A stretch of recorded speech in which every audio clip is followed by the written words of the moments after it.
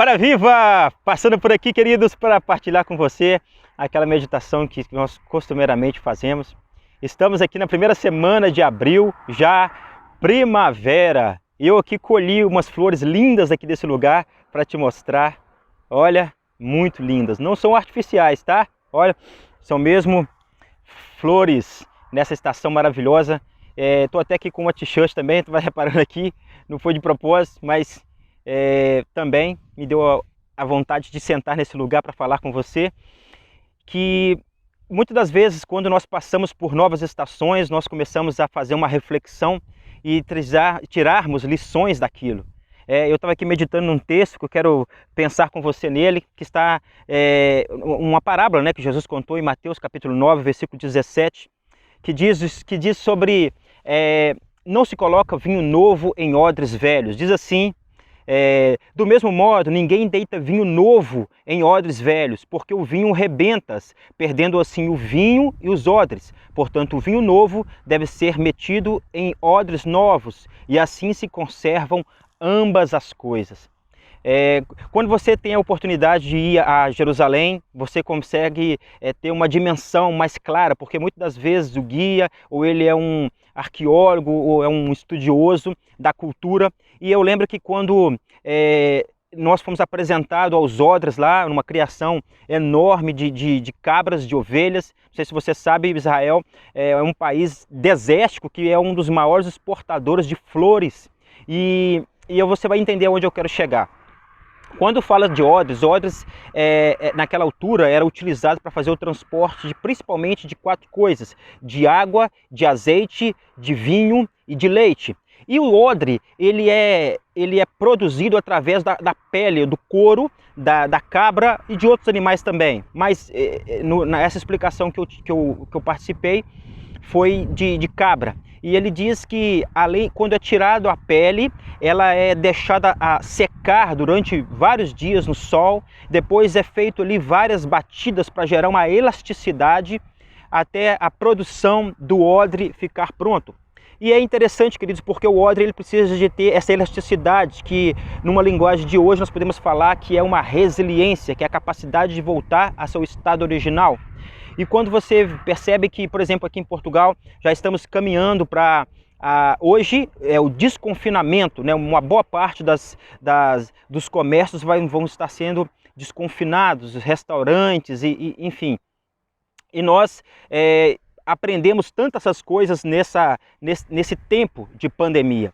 Você sabe que aquilo que você se tornou hoje é porque você passou por vários processos na sua vida. E a vida é preciso entender os processos. Se você aprendeu a andar de bicicleta, você passou por um processo você aprendeu uma outra língua, se você aprendeu a cozinhar, todos são processos que não adianta você achar que vai ser de um dia para o outro. Eu costumo dizer que aquilo que nasce grande é monstro, tudo nasce pequeno e começa a crescer, começa a desenvolver, começa a se aperfeiçoar.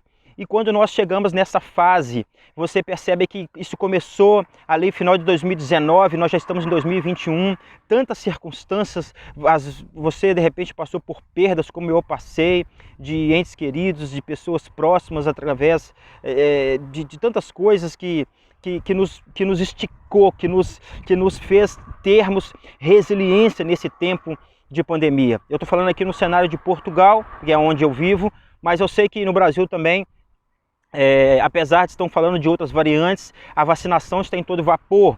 A última informação que eu tive é que está aproximadamente 1 milhão de pessoas vacinadas diariamente. Então eu creio que alguns meses aí, de repente até o final do ano, praticamente o país inteiro vai estar sido vacinado. Estamos falando de um país de proporções continentais de mais de 200 milhões de habitantes, então é claro que o cenário é diferente. Mas voltando aqui para o nosso ponto, falando da primavera, as flores, elas se desabrocham e se tornam lindas como essa que eu mostrei para você. Mas tudo isso passou por um processo. Você que de repente quando via, alguns meses atrás, você via aquilo ali apenas um botão ou apenas algo seco. Mas ela chegou num processo de desabrochar, de maturidade. e vai chegar no momento que elas vão secar e vão cair no chão. E aquelas flores que caem no chão se tornam como um esterco, como um adubo da própria árvore. Então ela se retroalimenta. E é interessante isso, querido, que nesse processo que você passou, que eu passei, nós temos que olhar com uma perspectiva de aprendizado. De repente você teve a oportunidade de mudar de cidade, mudar de casa, remanejar seu orçamento, trocar de carro ou vender o seu carro, não sei. Cada um de nós passou por um processo, mas é importante você tirar lições disso e você se tornou uma pessoa melhor, você se tornou uma pessoa mais resiliente, mais flexível, uma pessoa com um olhar diferente para a vida, não tão acelerada no processo de não ter tempo para as pessoas, porque o que mais você teve agora foi tempo, não é verdade?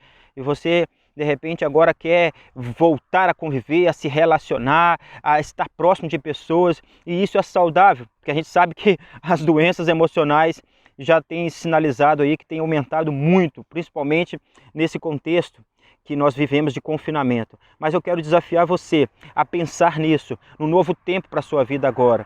Ele não coloca vinho novo em odres velhos, ou seja, o vinho novo, a experiência nova, o melhor de Deus para a sua vida vai se aperfeiçoando a cada dia. Ontem nós comemoramos a Páscoa, que é a ressurreição, a passagem, a ressurreição de Cristo. Você sabe que Jesus não foi o único que ressuscitou, né? Se você é um estudante da Bíblia, você sabe que não só no Novo Testamento, como Lázaro, que já estava morto, já há alguns dias ressuscitou, como também no Antigo Testamento, poderia citar aqui aquele soldado que estava morto e eles julgaram ele numa cova, e de repente julgaram Eliseu por cima desse soldado, e quando ele caiu sobre a cova, aquele soldado que estava morto, ele ressuscitou.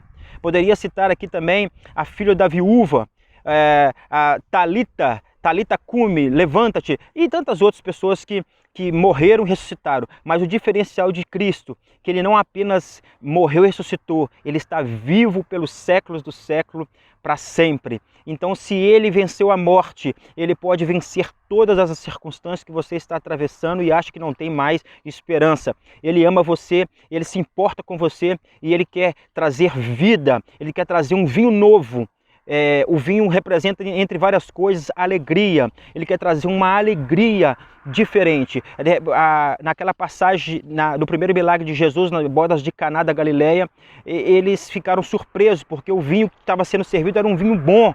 Mas no final, quando já tinha acabado ali o vinho, trouxeram as talhas com água e Jesus transformou a água em vinho. E aí o mestre Sala e as pessoas ficaram perguntando por que esse homem faz diferente, que ele traz o melhor vinho no final. Ou seja, o vinho já era bom, mas o que ele foi transformado, que Jesus trouxe, foi um melhor ainda, foi um superior ainda. Então, quando nós falamos que o melhor de Deus ainda está por vir, nós estamos falando que Deus está sempre se superando, nos mostrando que é possível sempre progredir. E o melhor de Deus para a sua vida é você entregar a sua vida para Ele e conhecê-lo a cada dia mais. E dia após dia, Ele vai trabalhando em você e através de você, porque Ele te ama, Ele se importa com você e quer fazer uma obra em você e através de você para abençoar outras pessoas. Não busque a bênção, sê tu uma própria bênção. Que Ele te abençoe nesse dia e vamos que vamos. Um forte abraço e até breve.